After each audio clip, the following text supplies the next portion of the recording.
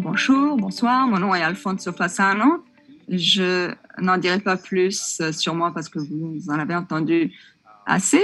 Alors, ce soir, je vais vous parler des aspects neurologiques de l'hydrocéphalie à pression normale, donc le point de vue d'un neurologue. Alors, c'est bien d'avoir entendu d'abord la présentation d'un neurochirurgien parce que, comme vous l'avez, après ce que vous avez entendu, vous avez un petit peu une idée de ce qu'est l'hydrocéphalie, comment on peut traiter les patients avec cette condition. Alors, voici les déclarations par rapport à ma présentation et ce qui va suivre. Et j'aimerais donc commencer par une intervention. Alors, je ressens tous les symptômes du Parkinson et de la démence, mais parfois, il peut y avoir des causes différentes. Alors, c'est intéressant de voir les confusions qui peuvent se créer entre différentes pathologies et les traitements. Si vous regardez de près, vous verrez pourquoi Johnson a eu un diagnostic de Parkinson et de début de démence. Et je le répète, je dis c'est très difficile, mais plutôt que de voir sa condition empirer, voici la condition de ce monsieur aujourd'hui. En fait, il a eu un diagnostic de HPN, donc d'hydrocéphalie à pression normale. Alors, c'est intéressant d'écouter cette histoire. Alors, son premier diagnostic à ce monsieur, c'était un diagnostic de Parkinson. Et donc, c'est sur ces sujets que j'ai travaillé pendant ces dernières années. Alors, sur la question de ce qu'on appelle l'hydrocéphalie, la condition qu'on appelle l'hydrocéphalie à pression normale. Donc, on a travaillé en tant qu'équipe avec des chirurgiens, neurochirurgiens, des physiothérapeutes. On a besoin de toute une série de professionnels pour s'occuper de patients avec cette condition-là. Mais ce qui est intéressant par rapport à cette histoire, ce témoignage, cette histoire, en fait, est devenue virale et c'est assez surprenant parce que on connaît tous cette condition, celle de l'HPN, mais ce monsieur avait été suivi et traité pour Parkinson. Alors, on imaginerait que ça devrait être de la connaissance commune et collective de faire la différence entre les deux, mais c'est important de suivre ça très près, de regarder ça très près. Alors, c'est une situation qui se développe avec le temps. Alors, il n'y a pas de début, à part le fait que l'on constate qu'il y a un problème de réabsorption, comme on l'a vu avant, et c'est une condition particulièrement commune dans les personnes plus âgées. Étant donné que la population vieillit, on a un nombre croissant de patients affectés de cette condition. Il y a plusieurs théories qui disent que probablement il y a beaucoup de personnes qui reçoivent un diagnostic d'Alzheimer actuellement et qui sont hospitalisées pour cela. Et on leur dit qu'il n'y a rien à faire, en fait, ne sont pas atteints d'Alzheimer, mais plutôt de HPN. Donc, si on traduit ces concepts dans notre situation, dans mon cas, c'est la population de l'Ontario avec laquelle je fais affaire, donc on parle de 2,2 millions de personnes âgées en Ontario. Et à cause du processus de vieillissement dont je parlais avant, ce chiffre va probablement doubler dans les prochaines années. Donc, c'est une condition pour laquelle on peut faire quelque chose. Vous avez déjà entendu parler de shunt, de dérivation. Et on sait que si on traite les patients atteints d'HPN, leurs perspectives de vie sont pratiquement les mêmes que des personnes qui n'ont pas cette condition. Alors que si on ne les traite pas, on voit la ligne ici, le taux de mortalité augmente de façon drastique. Alors, voici comment l'HPN est communément perçu. Donc, c'est comme une triade donc de apraxie de la démarche magnétique, démence, incontinence. Et puis, on effectue un test qui amène à un diagnostic. Donc, le test, c'est l'hydrocéphalie sur neuroimagerie, la ponction. Et ensuite, donc, le traitement et l'insertion de dérivation, éventuellement la guérison. Maintenant, on se rend bien compte que beaucoup de personnes ne souffrent pas de démence ni d'incontinence, mais et ils ne sont pas référés pour aller voir un neurologue ou un chirurgien parce qu'ils n'ont pas d'autres problèmes qu'un problème d'équilibre, par exemple. Et c'est une erreur parce que si on attend suffisamment, on va constater l'apparition d'autres problèmes, mais ça va être trop tard. Alors, ici, je vous présente les directives japonaises qui ont été publiées au niveau international. Sans vous ennuyer avec les détails, vous voyez qu'il y a probablement un HPN et donc un élément clé, c'est que vous devez avoir 60 ans ou plus et avoir la présence dans vos ventricules, c'est-à-dire des ventricules agrandis, élargis. Et il y a d'autres éléments que l'on suit très près. Et puis, le concept de HPN défini, c'est-à-dire des personnes qui ont été traitées avec un shunt et qui ont vu leurs conditions s'améliorer. Ce qui est un petit peu abnormal parce que des fois, on se dit, on a peut-être HPN, mais on dit souvent, vous avez peut-être HPN, mais tant que vous ne serez pas traité, on ne pourra pas vous le confirmer. Alors, on utilise beaucoup l'imagerie neurologique, surtout pour voir l'agrandissement des ventricules. On a des mesures bien particulières qui nous permettent d'évaluer donc les ventricules. Alors, on a cet indice, l'indice d'Evans, qui est le principal élément pour faire nos mesures. Et on regarde également d'autres éléments, comme l'angle calleux qu'on voit ici dans cette section du cerveau. Et on regarde également ces sections-là, qui est ce qu'on appelle DESH en anglais. Donc, c'est une découverte relativement nouvelle dans le domaine. Donc, ce sont des poches ici qu'on voit. Et là, on voit l'angle calleux qui est aigu, parce que il va vers l'intérieur du crâne. Donc, on retrouve un angle aigu. Et cette eau ici s'est accumulée, pas juste dans les ventricules, mais également à l'extérieur, comme on voit ici dans ces poches, dans ces espaces subarachnoïdiens. Donc ça, c'est un autre élément dont il faut tenir compte. Parce que si vous voyez juste cette section ici du cerveau, tout ce qu'on va voir dans la section axiale, c'est cette image. Et souvent, on parle de dystrophie, donc de rétrécissement en fait, du cerveau à cause de la démence, par exemple. Et c'est la raison pour laquelle les ventricules augmentent de taille, simplement parce qu'il y a plus de place. Mais c'est une erreur parce qu'il n'y a pas d'atrophie. Le cerveau essaie juste de compenser pour ces excès d'eau accumulés ici. Et donc, il faut voir ce cerveau, mais à partir d'un angle différent. Donc, les principaux symptômes, ce qu'on cherche pour un diagnostic, c'est d'abord, pour le traitement, c'est d'abord les problèmes de déséquilibre au niveau de la marche, de la démarche. Alors, on voit un problème d'équilibre dans cette patiente, mais également des pas très, très courts. Et puis, on voit, après la ponction lombaire, la patiente avec une certaine amélioration. Et puis, finalement, on voit la patiente 6 mois plus tard. Donc, la ponction nous donne une idée de ce qui va pouvoir se passer après la chirurgie. On voit une certaine amélioration et ça nous dit que la patiente va s'améliorer ensuite une fois qu'on lui pose son shunt. Et on voit 6 mois plus tard la patiente qui marche beaucoup mieux. Parce qu'avec le shunt en place, la dérivation, il y a un drainage continu. Ensuite, il y a d'autres problèmes qui sont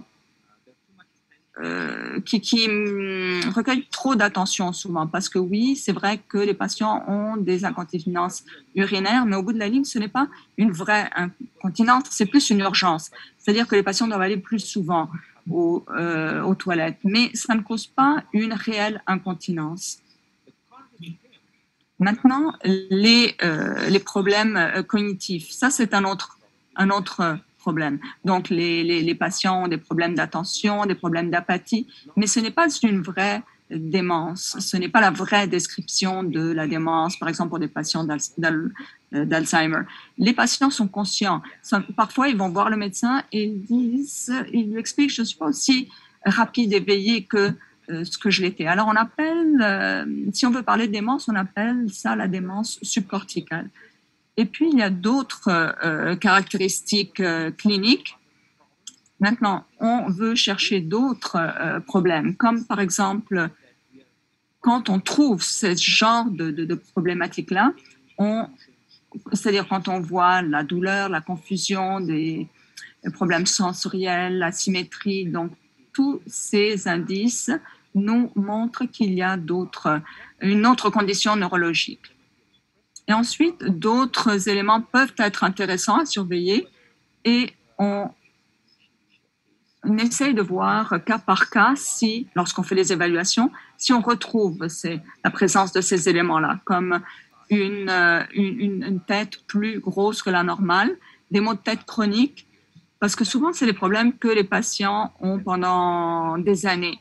Et c'est là que le cerveau s'adapte à la boîte crânienne de façon à pouvoir fonctionner. Donc, ils ne se rendent pas compte, c'est-à-dire ils n'ont pas d'autres symptômes avant l'âge de 60 ans.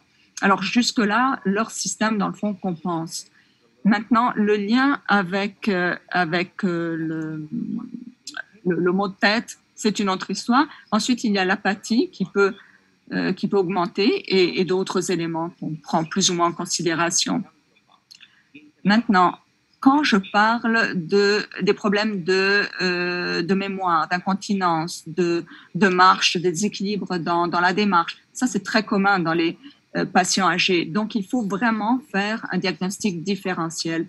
Et ça, c'est un exemple du nombre de conditions avec lesquelles on a affaire qui peuvent présenter ces mêmes symptômes. Ensuite, on prend également en considération ces autres éléments lors des évaluations. Maintenant, il y a d'autres conditions qui peuvent être associées, des problèmes psychiatriques, par exemple des ordres bipolaires, et l'apnée du sommeil aussi. Ce sont des personnes qui tendent à ronfler beaucoup pendant la nuit et qui ont eu ce problème depuis toujours. Alors, ils ont du mal à respirer lorsqu'ils dorment et ils ronflent. Donc souvent, c'est leur partenaire qui le signale. Et puis, il y a d'autres facteurs risques et même la maladie d'Alzheimer. Des personnes qui, justement, disaient que ça pouvait coexister. Comment est-ce qu'on fait un diagnostic pour cette hydrocéphalie à pression normale? Il y a donc des problèmes avec la démarche. On fait des IRM du cerveau. Sans ça, on peut même pas rencontrer le patient parce qu'on doit voir les images des ventricules. Donc, on regarde beaucoup de facteurs cognitifs, la démarche. Et ensuite, on fait un diagnostic officiel. On regarde la marche, on fait de l'analyse de la marche connectée à un ordinateur. On a une façon de faire ça. Et on voit ce qui arrive après avoir enlevé une certaine quantité de fluide à partir de la colonne vertébrale. Et ensuite, on répète ce test plus tard. On voit le plus souvent une amélioration de la démarche. Quand on enlève le CFS de la colonne vertébrale, on peut regarder des biomarqueurs ensuite. Mais vraiment, le plus grand test, c'est le test de la démarche. Voici notre laboratoire pour analyser la démarche. Avant le test TAP, on le voit marcher lentement, mais à droite, c'est pas parfait, mais c'est ça qu'on veut voir, de l'amélioration durant le processus. Et un an plus tard, voici le patient après l'installation de ce shunt ventriculo-péritonéal. Dans certains cas, on fait quelque chose d'un peu plus invasif, qui est un drainage lombaire externe. Le patient vient à l'hôpital. On ne le fait pas souvent, c'est pour ça qu'on ne le fait pas souvent.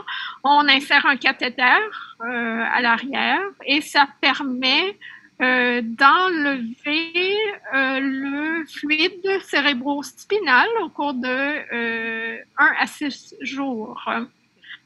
Donc, on peut faire ça habituellement pour les personnes hydrocéphalie à pression normale ou même pas nécessairement.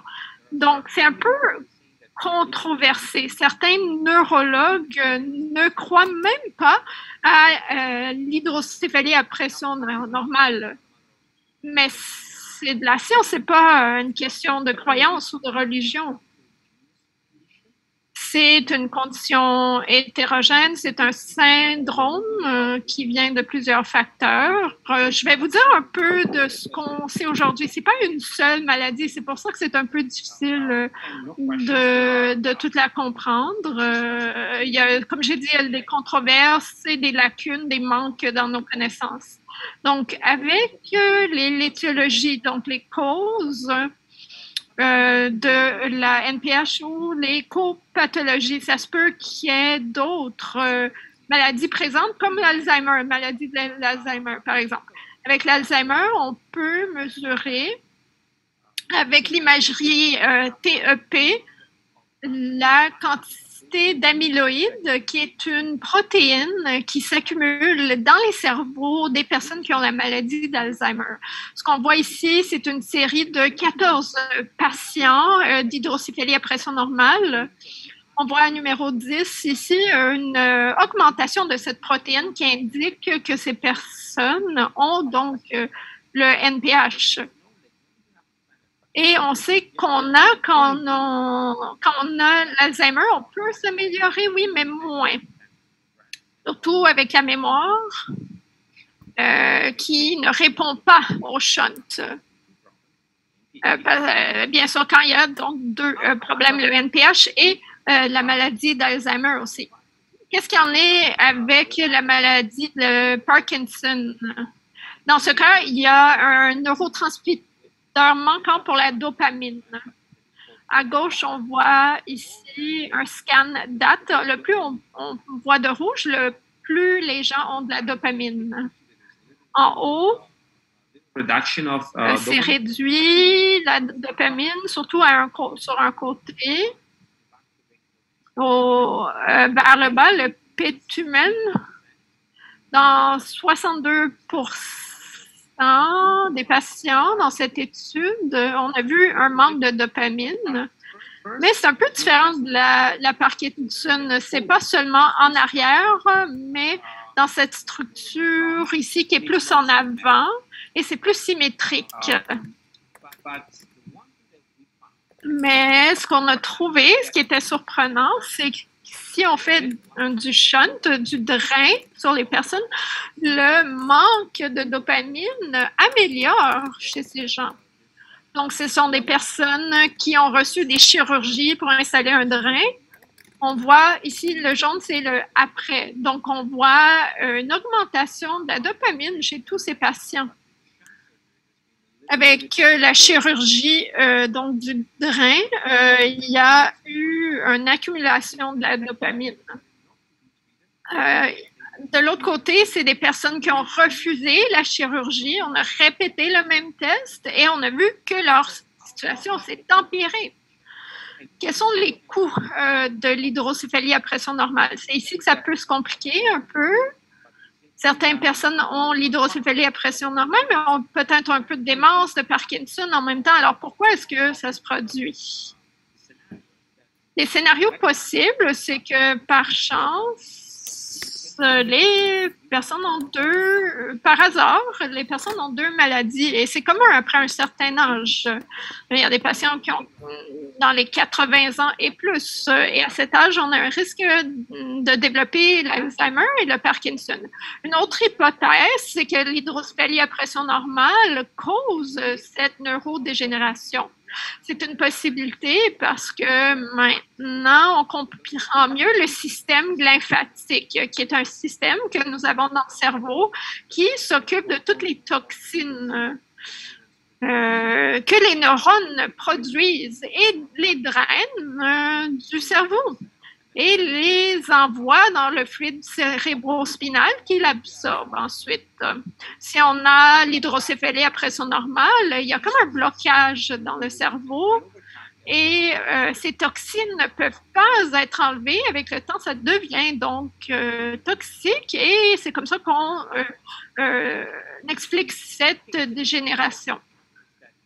Un autre scénario possible, donc avec le Parkinson, l'Alzheimer, cette neurodégénérance peut produire des symptômes semblables. Ici, voici un exemple d'une situation des patients qui ont eu un drain. Ça s'est amélioré, mais pour les deux autres, non. Et ils sont décédés. Après l'autopsie, on a réalisé qu'ils avaient plusieurs maladies. Donc, PSP, par exemple, le LBB, donc plusieurs conditions. LBD. Pardon, donc PSP, ça veut dire pas d'amélioration, LBD, une certaine amélioration. D'autres scénarios possibles où l'hydrocéphalie à pression normale s'est tempérée avec cette dégénérescence. On a avancé dans la recherche et on analyse les aspects génétiques. Pour l'instant, il y a au moins 5 gènes qu'on sait qui causent l'hydrocéphalie à pression normale. D'autres possibles qui ont été mentionnés dans la littérature, mais ce qui est intéressant, c'est que tous ces gènes, sauf un, le CNO72, c'est qu'ils ont des structures similaires dans le cerveau, des structures que nous avons tous autour des ventricules, qui sont comme des petits doigts dans le cerveau, et leur rôle, c'est de repousser le liquide, le fluide cérébrospinal dans le cerveau. Alors, c'est la première étude qu'on a fait dans des études dans une famille. La même chose a été faite sur des souris, donc le modèle animal. Et même avec les souris ici ont développé l'hydrocéphalie. Leur cerveau, bien sûr, est différent, mais on peut voir ici que le cerveau a grossi parce que ce gène est important pour réguler les fonctions de ces genres de doigts dont je vous ai parlé. Donc ici, c'est normal. Et ici, c'est avec une mutation. On voit qu'il n'a plus la structure dans le centre qui régule le fonctionnement de ce stérium. Donc, encore une fois, ce genre de doigts sur ces cellules qu'on appelle les pendulats. On peut voir ici sur ces images qu'il y a plusieurs protéines et gènes qui sont impliqués dans cette structure de cilium. Donc, plusieurs de nos gènes, ça se peut qu'on ne les a pas tous trouvés encore, les gènes qui sont impliqués dans ce processus, mais je suis certain que dans un futur rapproché, on va avoir plus d'informations sur ça. Donc, je vous ai montré ça plus tôt. Donc, la triade n'est pas si importante. C'est vraiment le problème avec la démarche. Et on doit avoir une IRM, mais on n'a pas à attendre à ce qu'il y ait de l'incontinence pour avoir un diagnostic. Le test n'est pas parfait. Parfois, on le fait et il n'y a pas de résultat. Le test est sensible à 80%. Il y a 20% des patients qui ne reçoivent pas un diagnostic exact. Pour l'amélioration, oui, il y a des patients qui s'améliorent, mais c'est un processus continu. Il y a des personnes qui ont l'hydrocéphalie à pression normale depuis la naissance. Et on a mis un drain. On ne peut pas penser que de juste mettre un drain dans le cerveau va tout régler. Donc, j'espère que je vous ai convaincu que c'est ce n'est plus de cette façon qu'on analyse l'hydrocéphalie à pression normale. On fait beaucoup d'études dans la communauté de neurologues pour étudier ça. Dans la Société internationale de Parkinson aussi, on fait des études sur ça tous ensemble. Ce qui est important de mentionner, c'est que beaucoup de neurologues maintenant s'intéressent à l'hydrocéphalie à pression normale et admettent que ça existe. Donc, on essaie de s'éloigner de cette perspective religieuse des maladies. C'est pas une croyance, c'est la science qui est importante. Finalement, je veux vous remercier tous pour me donner cette occasion de présenter pour vous. Je serais bien heureux de répondre à vos questions ensuite. Et je veux aussi remercier les gens qui travaillent avec moi sur ce programme d'études de l'hydrocéphalie à pression normale. C'est vraiment une histoire de succès pour l'instant. C'est juste un temps d'attente qui a été empiré avec la COVID. On ne sait pas si le ministère de la Santé va nous donner du soutien supplémentaire pour continuer notre travail. Donc, merci.